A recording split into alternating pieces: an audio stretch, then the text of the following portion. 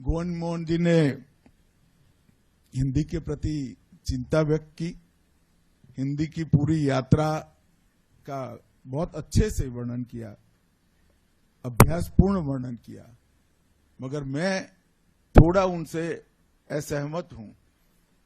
कोई संकट नहीं है, मेरी बात याद रखना, हम सबके जीवन में, मेरी बात ध्यान से सुनना, हम सबके जीवन में इस देश में अंग्रेजी बोलने वालों को शर्म आएगी, ऐसा समाज का निर्माण अब दूर नहीं है।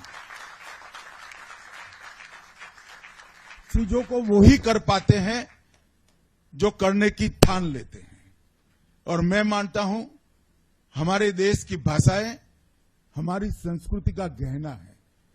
हमारे देश की भाषाओं के बगैर हम भारतीय ही नहीं रहते हैं।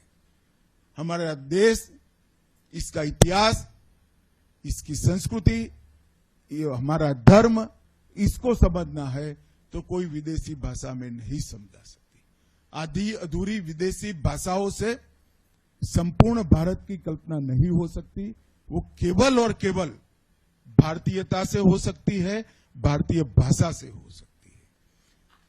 मुझे पूरा बोध है कि लड़ाई कितनी कठिन है, मगर पूरा विश्वास है कि लड़ाई भारत का समाज जीतेगा और फिर से एक बार आत्मगौरव के साथ हमारी भाषाओं में हम हमारा देश भी चलाएंगे, सोच भी करेंगे, शोध भी करेंगे, नतीजे भी निकालेंगे और विश्व का नेतृत्व भी करेंगे। इसमें कोई संशय किसी को रखने की जरूरत नहीं।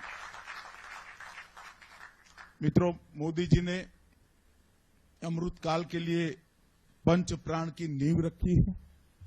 विकसित भारत का लक्ष्य रखना, गुलामी के हर अंश से मुक्ति प्राप्त करना, अपनी विरासत पर गर्व करना, एकता और एकजुटता को समर्पित रहना और हर नागरिक में कर्तव्य की भावना को प्रदीप्त करना, ये पंच प्रण आज मैं देश भर में घूमता हूं। मैं घुमंतु प्राणी हूं, देश भर में घूमता हूं, खुद लोगों के संवाद भी करता हूं।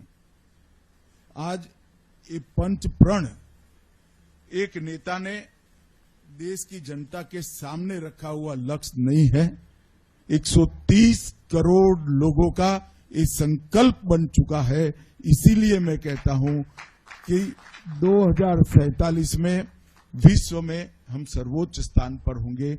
इसमें हमारी भाषाओं का बहुत बड़ा योगदान भी होगा और हमारी भाषाएं न केवल भारत, विश्व कल्याण के लिए भी उपलब्ध कराने में तकनीक के आधार पर हम सफल होंगे। मैं फिर से एक बार आशुतोष अग्निहोत्री जी को बहुत बहुत बधाई भी देता हूं और शुभकामनाएं भी देता हूं कि आप इसी प्रकार के साहित्य का सृजन करते रहिए और इस सृजन के माध्यम से विशेषकर जो देश की व्यवस्था से जुड़े हैं, जो एडमिनिस्ट्रेशन में जुड़े हैं, इन नए बच्चों को भी इस दिशा बताते रहिए। ऐसी मेरी शुभकामना देकर मेरी वाणी को विराम देता हूं। धन्यवाद।